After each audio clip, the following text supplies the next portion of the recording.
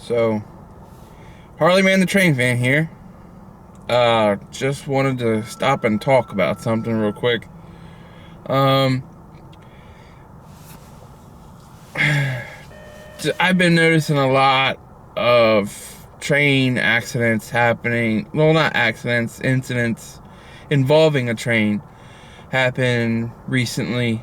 And I'm hearing a lot of concerning stuff come from people like rail fans and other people. I mean, people that should know the difference between who's at fault and who's not.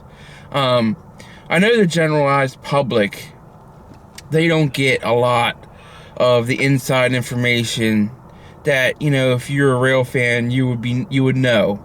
And sometimes they're just oblivious to how things work on the railroad. I don't work for the railroad, and I don't claim to work for the railroad, and I don't claim to know all the ins and outs of what it takes to operate a train on these tracks. I mean, I couldn't tell you the first thing. I know the basics, but other than that, as far as the rules and regulations go and everything else, I mean, I know some, but I don't know everything.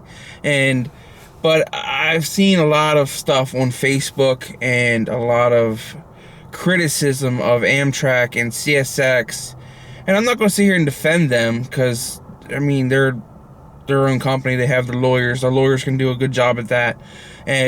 But I mean, just people that are in this hobby of rail fanning should know the difference between who's at fault in an automobile versus train accident, or pedestrian versus train accident, or who's at fault when Amtrak crashed into a freight train in South Carolina. Everybody wants to point the finger at Amtrak, but as it turns out, we all know that CSX owns the tracks in that area, and the Amtrak leases the use of those tracks from CSX, and Amtrak is not in charge of the dispatching. CSX is in charge of the dispatching and all the switches and everything else. So when it came out last week that the train had an accident in South Carolina and it hit another freight train, I knew right away that Amtrak was not at fault for that incident. It was a CSX issue. And I'm not going to sit here and blame CSX for everything, because stuff happens, bad things happen. And, unfortunately, that's how this world works. God has a bigger scheme of things. And I'm sorry that Amtrak employees lost their life. And my thoughts and prayers go out to them. Sad that, an engineer and a conductor didn't make it. And you hear the details coming out about the incident, and you know that there was nothing they could do. And I look in just comments online about how, well, why didn't they stop? Why didn't they see the train and then stop? And why didn't they just, see that the switch was misaligned? And why didn't they just throw the switch the other way? And, it's like, guys, common sense will tell you that, trains traveling 80 miles per hour or 70 miles per hour, and through South Carolina. I've been on the Silver Star from Florida back to Baltimore, and at nighttime, it don't slow down. It goes fast, and it just so happens they were going 70 miles an hour, and then they didn't know that the switch was locked in the wrong direction, and they couldn't slow down and hit they hit the emergency brakes. But everybody knows how long it takes to stop a train. It doesn't take, it won't stop on a dime. So, they hit the freight train, and there's nothing they could have done. And, it was a mistake made by CSX, but everybody wants to point the finger at Amtrak. And also the fact that a couple days later, the Acela Express going from Baltimore to Philadelphia, in between there, Havre de Grace, Maryland. The car set split apart when a link in the train set broke, and you know, that's a maintenance issue. I mean, they want to say it's a safety, like, you know, I get it. Like, if somebody was walking between the cars, they could have been killed. And Amtrak needs to probably do a better job inspecting those and getting them in, taking them out of service, you know, on a routine basis to check those. I mean, unfortunately, those cars are locked together. Like, it takes a lot to take them apart. You got to crawl up underneath the train, probably remove a couple bolts and a pin to take those apart, and not to mention the seal around where the doors go, and all that needs to come apart. But I mean, it's probably a big time job to do that. So I mean, they need to get up in there and, I guess, check them, because they are getting up there in age. I guess they've been running for a good, you know, probably 10 years now, maybe. I'm not sure, but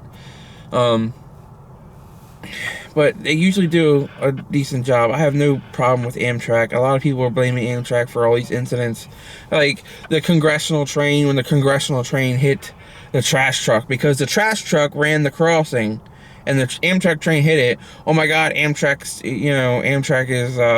is dangerous. Like, and they hit a pedestrian got hit in the New York the other day, and people were like, oh my God, I can't believe Amtrak, they just did that. Like, you're dangerous, they're out of control. And then CSX hit a tractor trailer just yesterday in Pointer Rocks, and everybody's like, oh my God, CSX, what the hell's going on?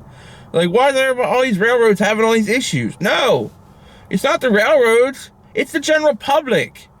Like, the news is more worried about blaming the railroads instead of actually taking the time and educating people about railroad safety.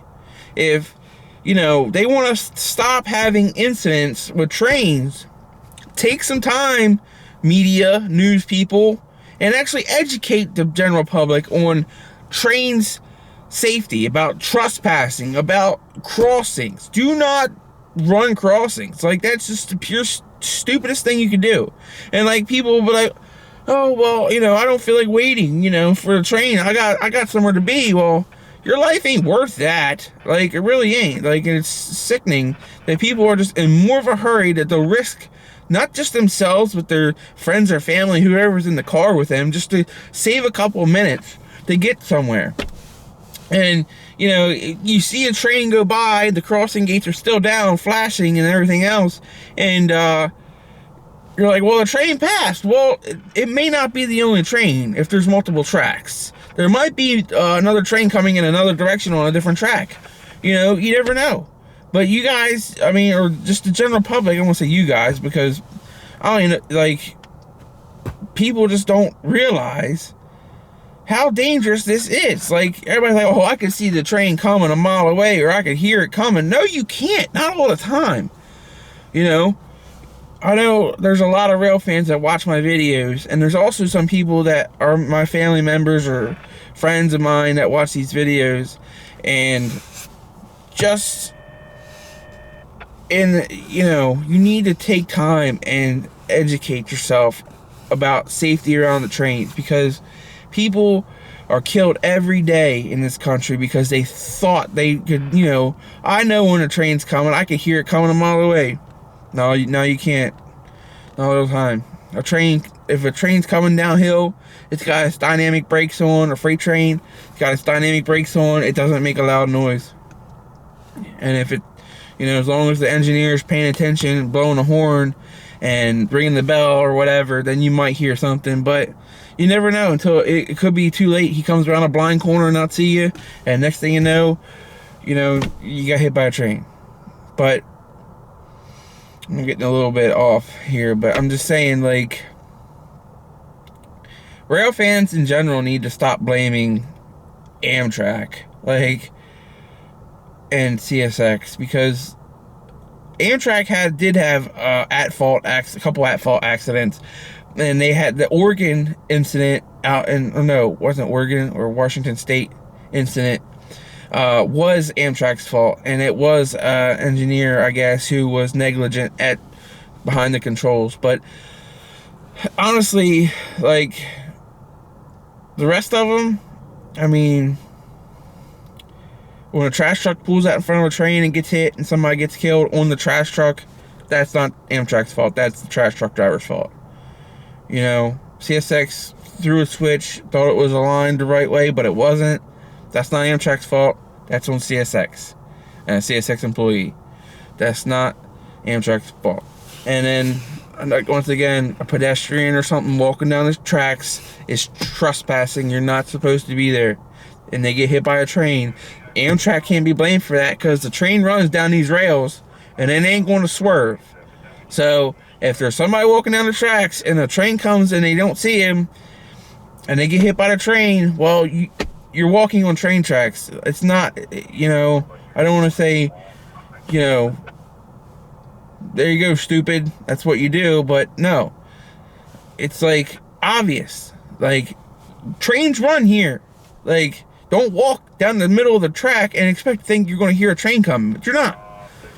But I'm going to keep ranting, but I'm just, in the last couple of days, I've seen a lot of negativity towards railroads in general, and the actual companies that are, and the employees that are out here trying to make a living, run these trains safely every day, and then the media and everybody portraying them as like these evil people that don't know what they're doing, that are incompetent in every way of running these trains, and that having PTC is going to save, you know, everybody's life, you know. But of course, the PTC issue with the media is, we all need PTC, we all need PTC. Well, once again, the media is just saying everybody, you know, they need this PTC stuff, but they're not actually listening to what the railroad people are saying and how about PTC. There's multiple times I'm out here rail fanning, I hear my, you know, scanner people talking on the scanner about how they're having issues in their locomotive, these train crews, and the PTC is malfunctioning and won't let them move the train when they have to go. They need to go. Like, the PTC is not working, and so the dispatcher's like, well, we need to get the train moving, so just cut it out, which is turn it off basically, and run without it. But the media is not telling you about the problems with PTC. They're only saying that PTC is the end-all be-all, like the thing that's going to save all these trains from having accidents. But it's not. Not yet, anyway. I mean, it's still got a lot of issues, and a lot of, you know, there's still a lot of railroad, like, track that needs to have PTC installed along, you know, and it's just, it's a lot of work, you know. I mean, I guess they gotta run new cable and everything else and all this upgraded technology along these rails, and there's a lot of railroad that still needs to be done. I mean, unfortunately, everybody's like, oh, it should have been done years ago. Well, it's a lot of work, I guess, you know. It's still, like, I don't know, like, people don't understand that construction and stuff like that takes time, and you know, you just can't just say flip, you know, snap your fingers and then overnight, oh, we all got PTC now. It's not, it don't work that way. But I don't know, I'm just getting a little frustrated. I feel like I needed to vent to some, you know, I'm just tired of seeing all the negative stuff in the news about railroads, and I'm not going to sit here and say they're all right, because I know the corporate side of the railroad business is just atrocious, and the way they're handling business nowadays is just, I don't understand. It just doesn't make sense. But again, I'm just a poor construction worker, you know. But I'm listening to the defect detector. Sorry. Apparently I gotta.